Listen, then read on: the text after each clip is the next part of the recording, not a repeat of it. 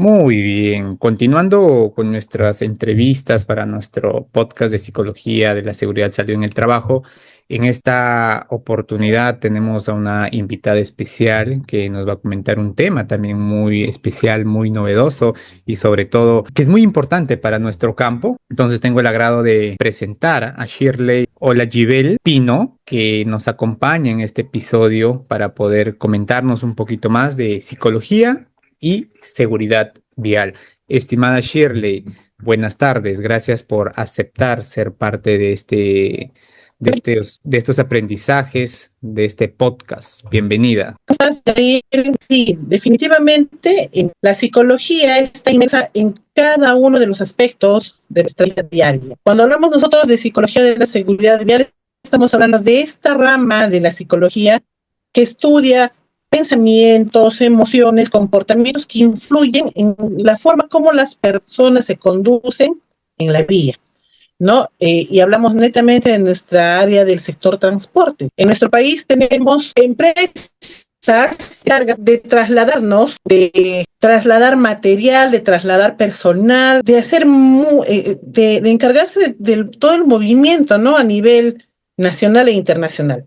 Entonces, desde nuestra práctica como psicóloga que está trabajando hoy en día también lo que es la seguridad vial, pues tenemos que analizar varios aspectos, como la percepción del riesgo, por ejemplo, ¿no? Tomar decisiones al momento de conducir, y un ejemplo clásico que yo utilizo en muchas de las capacitaciones o en las intervenciones que manejamos con conductores, si tienes un animalito enfrente, entonces, y estás conduciendo y estás de repente en un convoy, ¿qué haces? ¿Pisas al animalito o esquivas? Y muchas de las respuestas son tan variadas, pero muchas de las respuestas están: si estoy en un convoy y hay otras unidades que están detrás de mí manteniendo cierta distancia, lamentablemente tengo que pisar al animalito e indicar pues a mi escolta o a mi líder de que tengo que pisar al animal porque no tengo de otra. A menos que pueda hacer una maniobra que no vaya a generar ninguna complicación, dependiendo si está en curva. Son muchos factores en realidad que analizar. Entonces, esa es una toma de decisión muy importante. El control emocional, la ira, la impulsividad, porque sí, pues hay unidades que te sobrepasan, siendo tú mismo conductor o también las personas que conducen. La atención y la concentración son fundamentales en este proceso de la conducción, y también tener conductas seguras y conductas de riesgo. Entonces, desde nuestra práctica profesional, pues estamos viendo todos ellos, y hoy en día también estamos trabajando lo que ya es fatiga y somnolencia, y con la nueva normativa tenemos que también velar por la salud mental laboral de toda la población que está inmersa en lo que es la conducción. ¿Sí, ahí? Bien, sí, estimada Shirley, es un buen preámbulo que nos acaba de decir. De hecho, mencionó algo muy interesante, ¿no? Acerca de estos factores, por ejemplo, de la ira, la impulsividad, la atención y concentración. De pronto, desde su punto de vista, ¿cómo nosotros podemos medir qué nos sugiere para poder llegar a tener, digamos, un resultado, una evaluación un poco más concisa para estos tipos de personas que se dedican al tema de transporte? Hay que establecer una línea de base, tanto a nivel individual como a nivel empresarial, ¿no? Y normalmente en esta línea de base, pues yo suelo trabajar lo que es estrés, fatiga, somnolencia, lo que son los ciclos de conducción, las conductas seguras e inseguras que puede tener, ¿no? Y ya cuando entramos al análisis previo, pues tenemos que preguntarle los accidentes previos, por qué han sido, a causa de qué se han dado, cuáles son esas causas, qué cultura de seguridad tiene el conductor para que frente a ello, ¿no? Porque muchas veces lo tomamos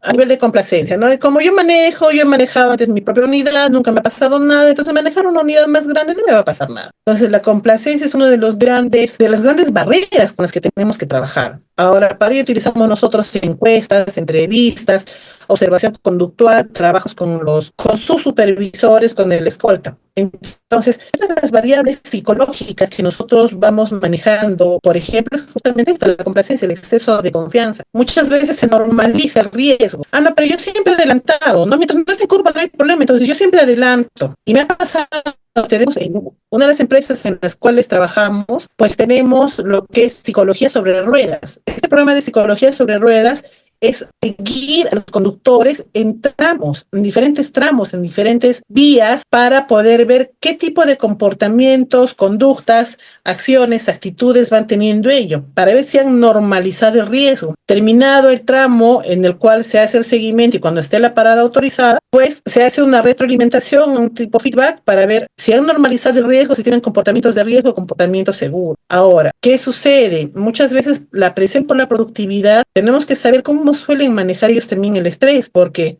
justamente antes de entrar a esta llamada estaba haciendo una atención a un paciente que él se ha accidentado, pero ¿a raíz de qué? A raíz de la fatiga, porque él había estado en huelga en algún momento, o sea, no él, sino esto ha estado atravesando por un periodo de huelga, en un trance, en una época donde ha habido huelgas acá en nuestro país, en un sector de nuestro país, y él no había dormido bien porque tenía que estar en la carretera, estaba cansado, y encima de la empresa le decían, oye, tienes que traer la mercadería porque están necesitando en tal minera. Entonces, él tuvo que ceder a la presión por la productividad. Entonces nosotros también tenemos que ver cómo maneja la presión el trabajador, el conductor, ver si cómo está la fatiga y la somnolencia y ver cómo está esta percepción al riesgo y sus niveles de alerta. Entonces cuando nosotros hacemos estas evaluaciones, utilizamos todo este bagaje para poder trabajar de manera individual. Y de manera colectiva, pues estamos pendientes de los indicadores junto con las áreas médicas o las áreas de seguridad, pues tenemos que estar nosotros también pendientes de cuál es su percepción del riesgo, qué comportamientos inseguros tienen, pedirles a los escoltas cuáles son, cómo es las relaciones interpersonales, porque a veces pues se pueden faltar el respeto. Entonces, identificando todos estos factores de riesgo, utilizando los factores psicológicos y herramientas psicológicas, nos va a ayudar a tener un adecuado panorama de cómo es este comportamiento que tiene actualmente nuestro conductor, no sea comportamiento seguro o comportamiento inseguro. Y eso tenemos que ir corrigiendo, ¿no? Sí, sí, sí, muy Wow. preciso, muy Sí. conciso lo que nos comenta. Es muy bueno. Y de pronto, desde su experiencia, estimada Shirley, ¿cómo sería de pronto un proceso para poder implementar, ¿no?, seguridad vial en una empresa desde el punto de vista de la psicología? Estableciendo una línea de base. Y hoy en día nos ayuda en nuestros programas de vigilancia o los planes de vigilancia de salud mental laboral que podamos tener. Y si no los tenemos, pues establecemos la línea de base con la información que nos puedan dar los supervisores o los jefes de área. Una vez que tengamos los objetivos claros, ¿no? Si yo quiero implementar un programa de seguridad vial, tengo que tener el objetivo claro. ¿Cuál es mi objetivo claro? Por ejemplo, reducir conductas de riesgo en los conductores. Segmento a mi población, ¿no? Entonces voy a segmentar y digo, voy a trabajar con los supervisores, con los escoltas, con los conductores mismos, con los líderes, segmento ello y aplico la intervención psicológica. Esta intervención psicológica puede estar basada de manera individual o de manera grupal, ¿no? Si hablamos de manera individual, pues vemos qué es lo que nos han indicado los supervisores, cuáles son las líneas de accidentabilidad o incidentes que puedan tener y en base a ello comenzamos a hacer nuestros planes de acción, ¿no? Y planes de acción como evaluaciones individuales, consejerías, trabajo masivo, que no solamente es reunirlos en talleres, que sí los hacemos, ¿no? Talleres vivenciales, que ellos les van a entrar en contacto con el riesgo y de darse cuenta que todos, ante un mismo estímulo, lo percibimos de manera diferente, ¿no? Entonces, de esa forma de talleres vivenciales, entrenamientos de conducta segura, ver cómo maneja, y eso lo tiene que hacer su supervisor, los programas de manejo antiestrés, las pausas activas y lo que es educación en la percepción del riesgo, ¿no? Entonces, de esa forma nosotros podemos diseñar un programa para poder atacar, por así decirlo, y asegurarnos de que pueda haber la mayor cantidad de conductas seguras. Ahora, la intervención masiva, vuelvo a decir, no necesariamente son talleres, sino también pueden ser flyers, pueden ser publicaciones que se lancen tipo alertas en los celulares, cuando ellos ya puedan tener acceso a los celulares, mensajes informativos y formativos por las áreas de seguridad o simplemente mensajes que se pueden mandar a la población, ¿no? Nosotros tenemos un espacio en radio aquí en Arequipa en donde también hacemos algunas entrevistas y algunos temas específicos para los conductores, pero no hablamos ya de los conductores de transporte de manera general, sino para los conductores de transporte urbano. ¿No? Aquí en la ciudad de Arequipa, pues tenemos, como en muchas ciudades, muy tuburizado el tema del parque automotor, y eso hace que el estrés esté a flor de piel, ¿no? El que puedan literalmente, y disculpa la vulgaridad, meter carro o a veces insultarse. Entonces, se trata de ayudar a manejar el estrés con refuerzo positivo, no con un refuerzo negativo o insultando o agrediendo, ¿no? Ni tampoco haciendo menos a nuestros amigos transportistas, sino todo por el contrario, ver que, si bien es cierto, también tenemos conductores y conductores, pero todos trabajan bajo un objetivo, cubrir sus necesidades básicas y personales. Correcto, estimada Shirley. Sí, es algo muy, muy bueno lo que me comenta y justamente me lleva a esto, ¿no? Lo que siempre estaba recalcando en estas narrativas que nos iba diciendo acerca de la percepción del riesgo. Vaya, ¿cómo, o bueno, o qué técnicas, qué formas de pronto considere usted que ayudan a incentivar, a ampliar o a potenciar la percepción del riesgo, en este caso de los conductores, ¿no? Mire, ejercicios muy sencillos como, por ejemplo, ¿no? Para todos nuestros colegas, ponen una línea frente a una cantidad de determinadas personas y le dices, coloca no sé, de repente esta figurita o esta imagen a 1 metro, sin necesidad de medirlo. Una vez que ellos colocan, van a colocar en diferentes distancias.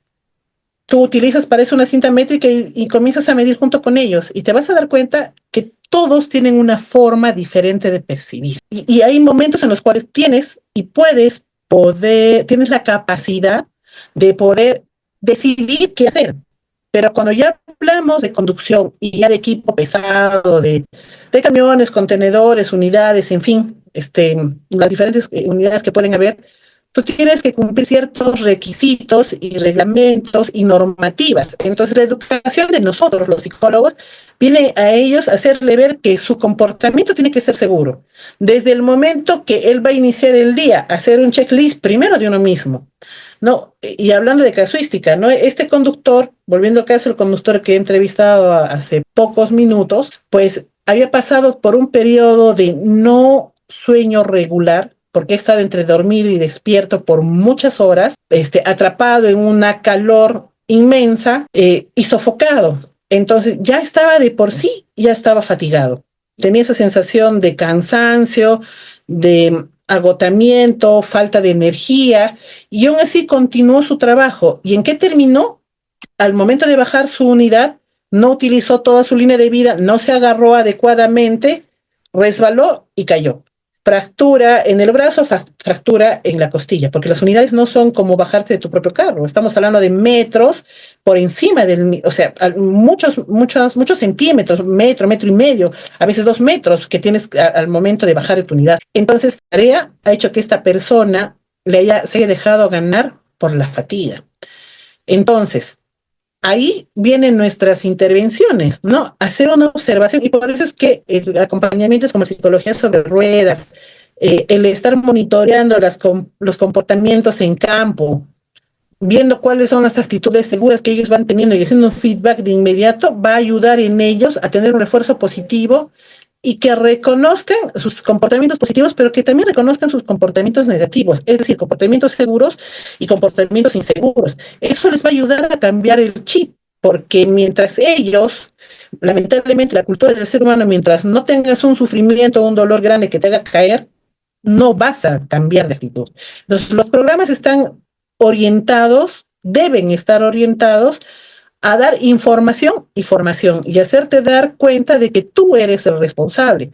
Muchas veces, y he visto esto con muchos colegas, tienes que esforzarte por tu familia, por los tuyos. Y yo siempre utilizo otro ejemplo.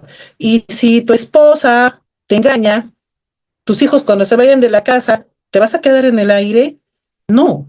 La seguridad tiene que partir de uno y eso es lo que nosotros tenemos que formar. Hacer que ellos tengan estos comportamientos seguros por sí mismos, no por las demás personas. Por ellos, porque si ellos están bien, su entorno va a estar bien, es decir, su esposa, sus padres, sus hijos, o las personas que sean dependientes de ellos, va a ayudar, porque ese refuerzo pues, positivo le va a ayudar a tomar conciencia. Cuando yo le preguntaba a este paciente y le decía, ¿y cuál es tu lección aprendida? Y él me dice, buena pregunta, doctora, porque nadie me la ha hecho, pero mi lección aprendida en este caso es decir no. Cuando sienta que estoy cansado, que no he tenido las condiciones necesarias para poder descansar y estar alerta y concentrada en mi trabajo, voy a decir no, porque esto me ha costado 3 meses de descanso médico. Anoté justamente esa pregunta, ¿no? Que es muy potente para hacerlo, ¿no? En las intervenciones. ¿Cuál es tu lección aprendida, ¿no? La cual lleva de pronto a generar un insight en la persona, en el conductor en ese caso, ¿no? Que le permita ir creando o co-creando de pronto actividades, aprendizajes basados de pronto en su experiencia y enlazarlos mucho entre lo que ha pasado y lo que ya no quiere que suceda o que quiere que sea distinto. Y esto me lleva a la otra pregunta que siempre también está ligada, según lo que me va comentando esta narrativa, ¿cómo es la importancia de la psicología en la fatiga y la somnolencia? Y justamente este es un tema bastante importante, ¿no? Porque muchas veces no se distingue adecuadamente estos términos, ¿no? Somnolencia y fatiga se toma por indistinto, ¿no? Pero hay que entender que la somnolencia es esa necesidad de dormir, esta tendencia a quedarse dormido durante el día, bostezos, los párpados que se van cerrando, en fin. Pero la fatiga, ya estamos hablando ya no de ello, sino de una sensación de cansancio, agotamiento, falta de energía, tu cuerpo ya no puede más. Y esto no es de un día, 2 días, sino son varios días. Entonces, esto se va agudizando. Algo que yo también pregunto mucho y le sugiero a los colegas, nosotros muchas veces gestionamos todo nuestro día. Tenemos planificado qué vamos a hacer durante todo el día, las actividades, tareas, hasta momentos de descanso, ocio, en fin. Y la pregunta que yo les hago y les hago a todos, ¿y gestionas tu sueño? ¿Gestionas tu descanso? ¿Te preparas para dormir? Ah, no, yo solamente me baño y me meto a la cama. Entonces, desde ahí viene que no se gestiona adecuadamente la fatiga y la somnolencia, o en este caso la somnolencia y la fatiga, ¿no? Porque lo que podemos evitar es justamente tratar de no caer en somnolencia para que eso no se vaya agudizando. Entonces, es muy necesario hacer pausas activas, cambios, ¿no? Si a los niños pequeños, cuando vienen a consulta, también a los padres se les dice, oye, por cada 45 minutos de tareas, déjale 10, 15, dependiendo de la edad, minutos de descanso, y minutos de descanso no es, oye, échate la cama. Es juguemos, hagamos otra cosa, anda la comida al animalito, a la mascota. Entonces, aquí es muy importante el gestionar nuestro tiempo y manejar, ¿no? ¿Cuántas horas, y ya yendo al tema de lo que son nuestros conductores, la seguridad vial, pues cuántas horas de conducción voy a tener, cada cuántas horas está planificado mis pausas activas, cada cuánto tiempo voy a tener ese descanso y educarlos sobre el sueño. Hay mineras que, por ejemplo, tienen los famosos brazaletes para poder dormir, pero esta es la ley de la trampa. Lo sé por experiencia hace muchos años atrás en este rubro. Los cigarros se colocan las pulseras en el tabillo. ¿Y quién va a controlar ello? Entonces, echa la ley, echa la trampa. Es mejor hacerles tomar conciencia que es muy importante gestionar su sueño. Alguna vez hicimos una campaña de nuestra almohada segura, ¿no? Con todos los conductores de una empresa de acá del sur, que también es una nacional. Entonces, mi almohada segura, y este programa consistía en justamente prepararte para el descanso. ¿Qué tienes que hacer? ¿Cuál es tu rutina? Como por ejemplo, el dejar 1 hora, 1 hora y media las pantallas azules, el poder hacer algún ejercicio, el bañarse con agua tibia, el desintoxicarse de los pensamientos, de hacer una retroalimentación de qué tal te fue en el día y cuáles son los objetivos que tienes para el día siguiente, ordenar tus cosas para que no tengas pendientes, alimentarte pues unas 2 horas antes de dormir para que tu misma digestión no sea la que te vaya cansando. Entonces, todo eso y con un orden cronológico y en base a las características de cada uno de los pacientes, pues nos va a ayudar a gestionar el sueño, es decir, a educar en el sueño, ¿no? Para evitar justamente que caigan en somnolencia o en fatiga. Genial, genial. Sí, de pronto ella nos ha dado algunas estrategias, algunas de pronto técnicas de cómo maximizar, ¿no? O cómo potenciar de pronto la seguridad vial desde el punto de vista de la psicología, ¿no? En su experiencia, tal vez ha existido algún proceso o de pronto algún proyecto donde le haya marcado bastante o que sea de pronto su, digamos, la medalla de oro donde siempre va con ese resultado, digamos, ¿no? En tal lugar yo implementé esto, hice esto y los resultados que han sido más notorios quizá en otras implementaciones que he hecho. Entonces, por ahí nos puede contar qué fue lo más efectivo de pronto que se hizo en su gestión. Pues sí, justamente el año pasado implementamos todo un programa de lo que es psicología de la seguridad vial, o el programa, ¿no? El programa de gestión de la psicología y la seguridad vial. En este programa, pues, se implementaron varias directivas y utilizaron los exámenes médicos como línea de base, más los reportes de los diferentes supervisores de escolta y los monitoreos que también hacen las diferentes minas, ¿no? A los cuales iba esta empresa o presta servicios de empresa para poder establecer la línea de base, ¿no? Entonces, en esta línea de base ya tuvimos nosotros, comenzamos a hacer juntamente con la investigaciones de accidentes, se han hecho análisis de casos reales, se han hecho muchas dinámicas de impacto emocional. Muchas veces los psicólogos pues nos ponemos a leer y explicar una diapositiva, pero no es ello, ¿no? O sea, nosotros tenemos que ser muy creativos para que en nuestros oyentes o las personas a las cuales vamos a impactar, pues estén activos y conectados y enganchados los 10, 15, 20, 30, 40, 1, 2 horas, no lo sé, que vayas a tener.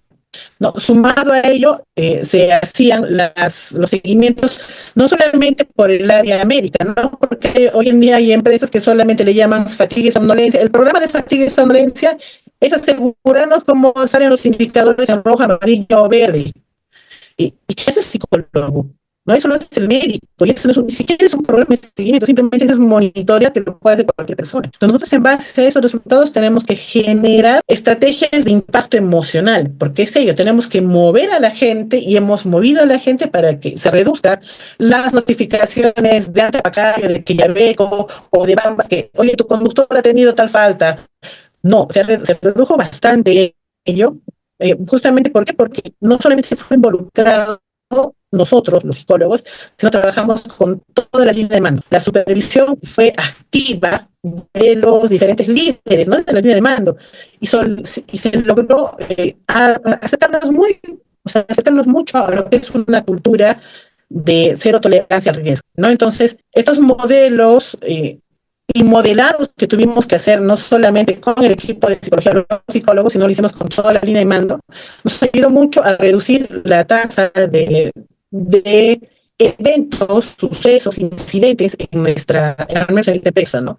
Tal vez así que hoy en día pues lo está manejando y es más, ha sido sustentado en algún momento para a nivel corporativo por otras empresas, para ejemplo de empresas, y les ayuda a poder establecer estas campañas conductuales o comportamentales que hemos venido realizando, ¿no? Entonces, obviamente, por motivos de ética, pues no digo a la empresa, pero han logrado establecerse ellos y siguen trabajando de manera coordinada, en donde se ha hecho un match entre medicina, psicología y los ingenieros de todos para poder lograr un objetivo común, ¿no? Lo que les decía, la cultura de cero, tratar de llegar a cero tolerancia al riesgo. Sí, y justamente cuando me comentó, ¿no? Esta triada que ha podido unir como equipo para poder trabajar estos temas, ¿no? Tanto de ingeniería, tanto como, digamos, bueno, los doctores, medicina y psicología. Se me viene a mi mente que obviamente esto está muy relacionado a lo que conocemos los controles de la jerarquía, ¿no? La jerarquía de controles, ¿no? Y justamente Exacto. es muy interesante. En algún momento vi también en algunas unidades, ¿no? Que obviamente hubo un test psicológico antes de iniciar las labores, ¿no? Se hacía en conjunto con la actividad del IPRC. Obviamente también había el tema de pausas activas. Sin embargo, lo que a veces lo que sí no noté, y es algo que usted puntúa muy importante, es la importancia también, cabe la redundancia, el de este tema de trabajar, el tema de los talleres en campo para ampliar y sensibilizar a la persona. Vaya, me voy con esta frase que usted menciona, ¿no? Claro, cuando se va tu esposa, tus hijos se van, ¿quién se queda? ¿Quién va a velar por ti? Entonces es un tema de también hacer cuidado desde seguridad empoderando a la persona, ¿no? Revalorando las habilidades, haciéndolo partícipe o protagonista, digamos, de su propia seguridad. Entonces me pareció muy interesante esta reflexión que usted comenta y lo enlazo a estas experiencias que se ha podido tener y de hecho los colegas también en los comentarios van a dar feedback tal vez de sus experiencias que han visto, han participado, han implementado. Estimada Shirley, desde su punto de vista, desde su experiencia, ¿qué habilidades considera usted que debe tener un psicólogo o psicóloga que quiere hacer este reto de implementar seguridad vial en una empresa? Tiene que tener la mente muy abierta. De repente es una cliché, pero tienes que entender el proceso de conducir, el que lleve estar sentado no 1 o 20 minutos lo que tú vas a tu trabajo o a dejar a los hijos, sino el tramo que tienes que manejar. Vamos a suponerlo de Arequipa hasta Moquegua, no sin andar muy lejos. Estamos hablando de 4 o 5 horas en conducción, entonces ponerte en los zapatos de la otra persona, entender que tienes que aprender a ser tienes que tener la capacidad de síntesis, porque a veces solamente tienes 10, 15, 20 minutos y tiene que ser de impacto la intervención que tú vayas a hacer, ser muy creativo, una persona muy creativa, incapaz de crear. Uno se programa de repente para la ponencia, ¿no? De repente tener ese cañón multimedia, todo tu equipo de multimedia para que tú puedas ejercer y realizar una muy buena ponencia. Pero muchas veces te das con la sorpresa que no tienes luz, estás en el campo, estás con ellos en vez de la nada, parado, y utilizar tu creatividad para poder utilizar los muchos y pocos recursos que puedas tener para ejecutar tu tarea y no dejar de proyectarte.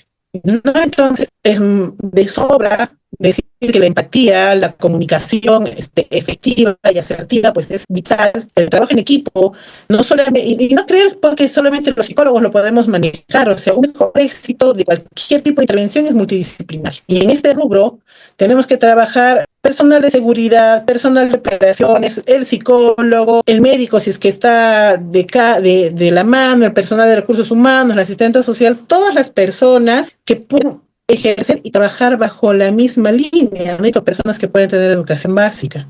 Y tú tienes que adecuar tu capacidad de discurso de ellos. Y jamás, jamás minimizar ni maximizar nada. Entonces eso nos va a ayudar a poder tener un buen perfil del psicólogo, ¿no? Porque a veces les tenemos miedo, ay, no, y hay estereotipos, no, los conductores no sé, son de repente groseros, malcriados, inseguros, pero no es así, o sea, está en las manos de nosotros no poner estereotipos y decir mente abierta y adelante, ¿no? A trabajar, porque todos los que estamos trabajando, pues necesitamos cubrir necesidades y queremos llegar a casa sanos y salvos. Entonces, si nosotros podemos poner ese granito de arena, invito a todos los colegas a que no tengan miedo y háganlo. Y también poder consultarlo y compartir, como tú bien lo has dicho, Yair, compartir experiencias, porque te hablo de la zona sur. ¿Y qué pasa en la zona centro, en la zona norte? Aunque ahora tengo la facilidad de poder ir hasta Lima y conocer un poco más de la realidad de allá. Entonces, hagamos esto, ¿no? Y hagamos un match para poder seguir sacando adelante y de repente establecer diferentes lineamientos, porque a veces son olvidados algunos sectores y uno de ellos es el transporte. Sí, ese es muy bueno. Me quedo con esa última frase que menciona, ¿no? Conocer a las personas más allá de pronto de los estereotipos sociales o las perspectivas construidas por nosotros mismos o las personas y trabajar desde nuestra profesión, desde nuestra ciencia, porque cuando despojamos todo eso, ¿no? Tomando en cuenta lo de mente abierta, podemos llegar a tener esos resultados, obviamente de impactar en poco tiempo y las personas que trabajamos. Y sí, es algo muy interesante porque de todos los episodios de los podcasts te estamos tocando por primera vez el tema de seguridad en el tema vial, ¿no? En el rubro de transportes. Entonces, es muy fructífero, ¿no? Es muy enriquecedor también poder conocer a una especialista que viene trabajando muchos años este tema. Sabemos que tiene mucho más experiencia en otros rubros. Yo sé que no va a ser la primera vez que de pronto nos podamos ir viendo. Yo sé que el tiempo a veces nos juega un poquito por ahí porque nos entretenemos conversando, salen las experiencias. Sin embargo, esta entrevista ha sido muy buena. Sé que ha quedado como muchos aprendizajes importantes para todos nosotros. Le agradezco nuevamente su disposición, ¿no? Su experiencia resumida en estos breves minutos, un poco. y sé que, como le digo, no va a ser la primera vez para poder conversar de estos temas. Le agradezco nuevamente por la disposición y la apertura. Gracias, Jair, por la invitación y la idea es que nos podamos reforzar entre todos los colegas sobre los diferentes campos de acción que tenemos como psicólogos, porque la psicología, al igual que la medicina, está en todas. Sí, definitivamente es un campo muy amplio y bueno, estamos empezando bien a poder difundir nuestra especialidad. Estamos ahí para seguir haciendo más aprendizajes, generando más actualizaciones que de pronto van surgiendo en transcurso de las experiencias de todos los ponentes o bueno, todos los entrevistados que se está haciendo la invitación para este espacio. Perfecto, gracias por la invitación y excelente iniciativa, Yair. Gracias, estimada.